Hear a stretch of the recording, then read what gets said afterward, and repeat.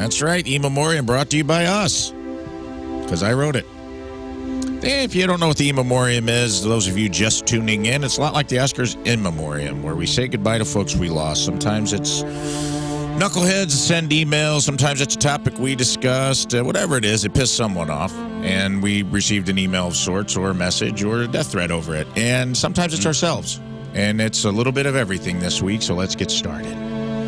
First up this week, let's say goodbye to the city of Peoria. Okay. Oh, yeah. Yes, we have to say goodbye to Peoria, Illinois, a city so aggressively depressing that even its welcome sign looks like it's apologizing. If America were a road trip, Peoria, Illinois would be that gas station where the bathroom key is attached to a cinder block. They had to put something on that stretch of highway where all the billboards for vasectomy clinics and bail bondsmen was at, so they said, why not Peoria? It's a town that asked, what if an entire city was just a Denny's? And let's talk attractions, because Peoria barely has them. The number one tourist hotspot is the Caterpillar Visitor Center, where you can learn all about bulldozers and industrial despair. You want to know how soul-crushing that is? That's their Disneyland. That's their spot. You can literally go to Peoria and have a guy in a neon vest explain the emotional journey of a forklift. Oh. Enjoy that. You want to talk nightlife? Fine, let's do it. You ever seen a city so culturally bankrupt that its number one late-night destination is a strip club called Big Al's? Because I've been to it. And this place is so janky, it makes Hooters look like the Ritz-Carlton. Just imagine a VFW hall with more C-section scars and cigarettes. Oh. So R.I.P. to Peoria, Illinois, the city that proves not every place deserves electricity. Bye-bye. Also, you'll be in Peoria next week. I'll be there next week, the Jukebox Comedy Club. Yeah. Baby. Are you going to stop by and see... the parking lot. Fist fight in the parking lot. Fist fight in the parking lot. See you there, Peoria. I hope you'll come out and see me and Todd Barry next week, Jukebox Comedy Club. Get your tickets at jukeboxcomedyclub.com. Next up, Belichick's and his baby girl. Uh-oh. We owe Bill Belichick an apology. We ragged on him pretty hard because his girlfriend is 48 years younger than him this week. I wasn't here for this. I was wrong. That was Monday. You're absolved. Who was ragging on him? I was. Why? I'm All of us. obsessed. I can't deal. I couldn't look away. It's a disaster. Nikki Glaser was hanging out with her at the Super Bowl. I can't deal. She's a hottie. She's a I very know, but much a hottie. she's 48 years younger than Bill Belichick. What? And it High looks like- fives to him. Exactly. High fives to you, Bill. We're sorry, Bill. Just because you had already won 2 Super Bowls while she was still a sperm doesn't mean it's not true love. You know, Bill, even though she is too young to remember most of your coaching endeavors, after getting one look at your wrinkly old nutsack, she definitely is up to speed on Deflategate. Oh. Statutory of Liberty play on 2. Hut, hut, bye! Next up, Jack in the Box tacos. We upset some fast food enthusiasts this week when we pointed out the obvious. The Jack in the Box tacos are not actually tacos, but more of an X-ray of a taco. Yes. In fact, if you raise that limp, translucent tortilla up to a hospital light, out of nowhere, a taco oncologist would appear and tell you that taco has stage 4 pancreatic cancer and about 15 minutes left to live. In a last-ditch effort to save that taco, you agree to sour chemotherapy, but it's too late. That taco is too far gone.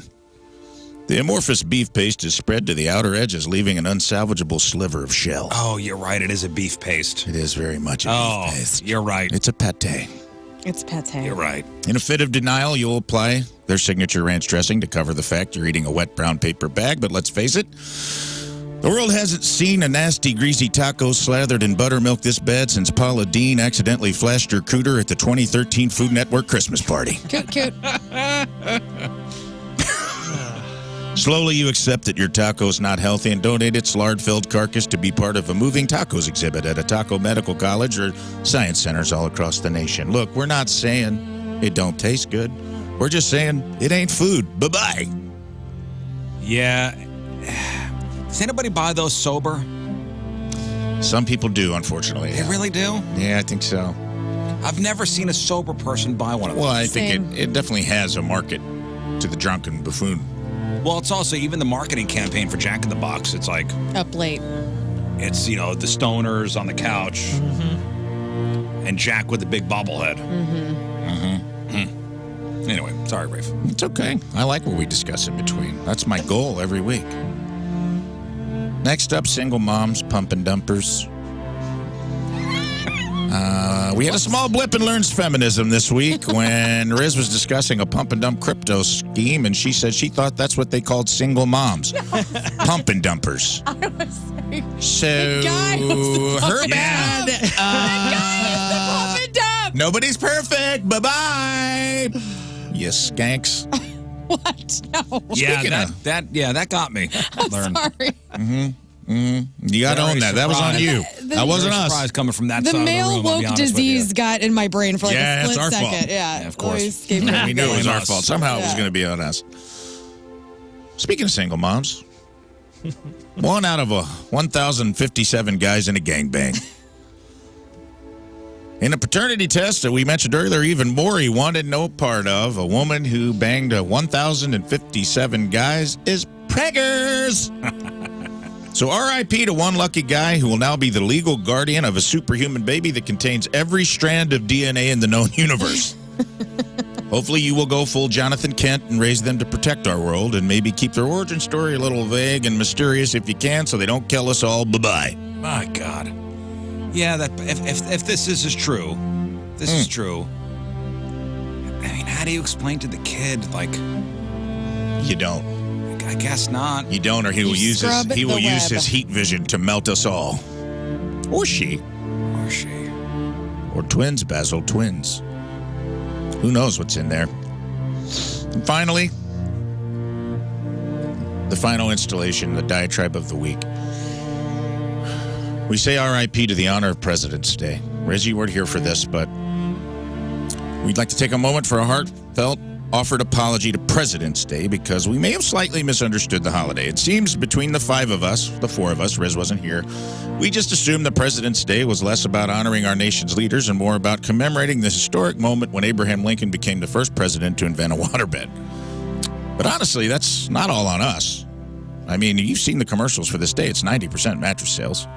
Or linens. Thank you. I'm not wrong. Hey, tell me it doesn't make a little bit of sense, right? Abe rolls into the White House, exhausted from uniting the country, and boom, hot bod Mary Todd corners him in the Lincoln bedroom and says, Mama's feeling frisky for her tall drink of water. Hot bod Mary Todd. Thank you. Boom, water's been planted in Abe's head. Now the seed is planted. Next thing you know, Honest Abe is log splitting Mary Todd Lincoln doggy style on a lumpy hay-filled mattress. Smacks her on the ass and sees a sweet, sexy skin ripple roll all the way up her back fat, and it dawns on him.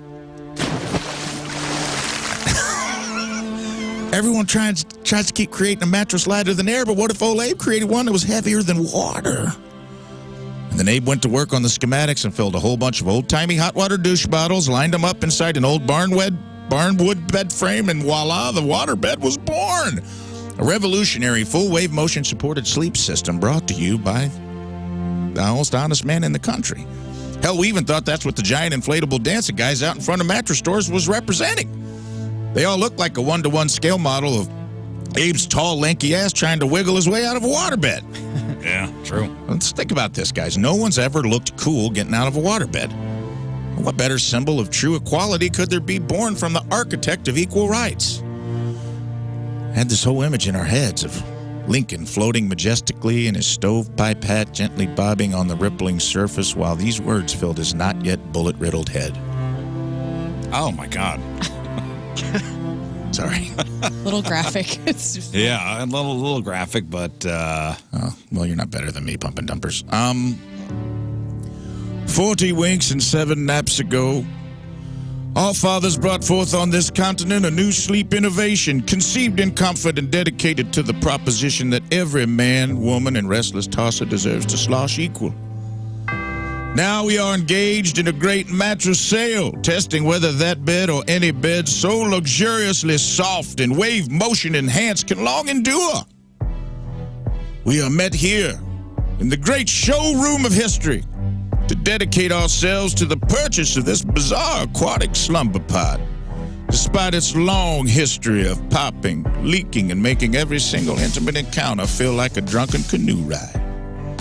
But in a larger sense, we cannot hallow, we cannot consecrate, we cannot properly roll out this bed without looking like a beached whale in distress.